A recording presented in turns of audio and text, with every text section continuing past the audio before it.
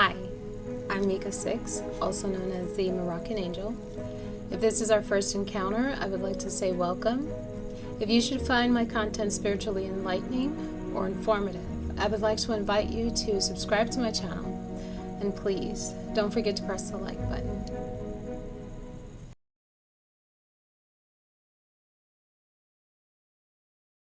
Our focus today is going to be found in the book of Exodus, chapter 20, on the command given by the Creator of man, "Thou shalt not murder." Murder in the English language is defined as the killing of another person without justification or excuse, especially the crime of killing a person with malice aforethought or with reckless manifesting extreme indifference to the value of human life. The second definition, the unlawful premeditated killing of one human being by another.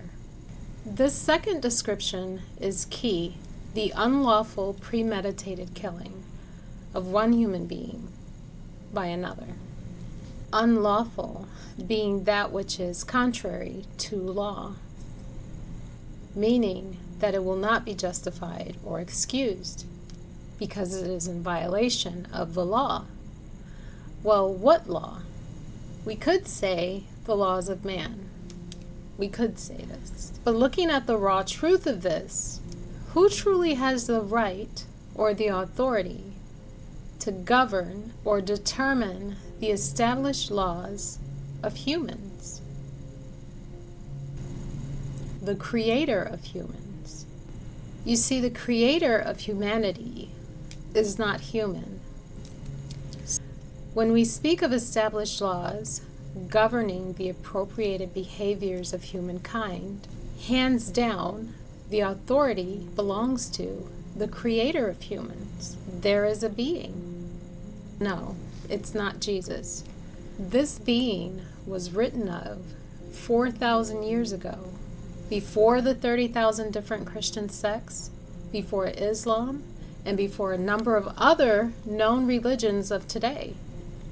This being is referred to as the Creator, the God of Moses, the God of Abraham, the God of Noah, the God of Israel, and yes, the God of Jesus, but his name means the Eternal One. And within the ancient scriptures, the Eternal One has declared that not only did he create the human, but he created and designed the entire universe, giving him the sole authority in determining the order by which it is to operate, including the governance of man. Now, in particular, the ancient scriptures note the very breath of man comes from him. Consider this now. Take a moment, close your eyes, and breathe in. Breathe out. Do you feel that? That's his. Your very existence hinges on his breath. Only the fool disregards this to his own detriment. But for those who have the sense enough to respect this, that breath, that very breath, the same breath that is in every living creature, that's his. That breath belongs to him. He imparted his breath into man to give life. That being said, he determines the time and the way by which he takes back his breath from each vessel in which he has granted life. This is his jurisdiction, not man's. Now, the laws and the statutes that were established by him, from what we know, can be found in the ancient books that were written 4,000 years ago, documenting the accounts of those who have interacted with him personally. A book called Exodus. And we're going to be looking at Exodus chapter 20. Thou shalt not kill. Retsak. This means one who is a murderer, one who has unlawfully ended the life of another human, unlawfully, which is in violation of his laws, not through the justification of your laws or man's laws, but according to his laws. Upon examining these laws, it is not written within the laws of the Eternal One that if an individual decides to stop abiding by his laws or not to abide by his laws, if an individual decided to not follow any longer a certain religion or a religious belief, it is not written within the laws of the Eternal One that such an individual should be killed. This is not written in his laws. Thereby, it will not be justified. It is not written within the laws of the God of Moses, the God of Noah, the God of Abraham, written 4,000 years ago. This was established 4,000 years ago. It's not written within his laws that an individual is to be killed if they blaspheme one of his prophets. This is not written in his laws. The Eternal One himself took vengeance upon those who blasphemed against his prophets. The Eternal One never said to kill those who do not abide by his laws. You will not find this in the scriptures regarding the God of Moses or the God of Israel. So when we look at historical accounts of the Spanish Inquisition or the Crusades, where they slaughtered thousands upon thousands who refused to accept Christianity or any other religion that enforces the submission to their belief, and they enforce this through death or the slaughtering of life, this is not justified by the Eternal One. This is not in his law. Consider, do you really think this powerful being who designed the mind, who designed the heart and the soul of man, is incapable of drawing the heart to himself? Just take a moment. Take a moment. This powerful being who designed the mind and the heart of man, shall he not have the ability to open or shut the intellect to his measure? He moves the hearts of kings as the rivers of water. Do you really think he needs you to force someone to see his glory and his wonder?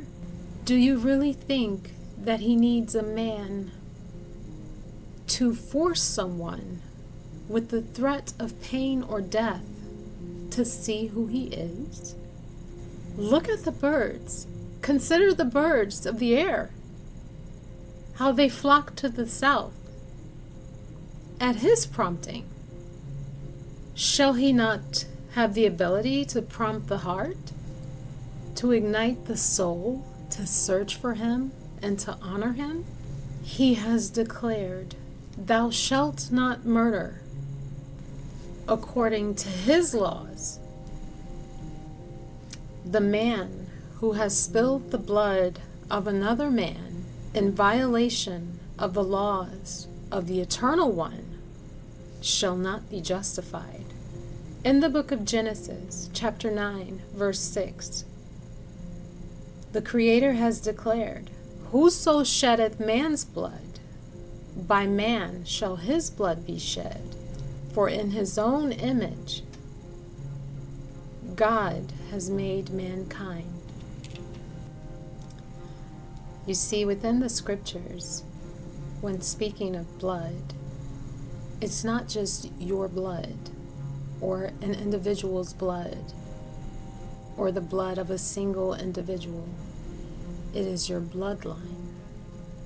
Life is in the blood. It is sacred.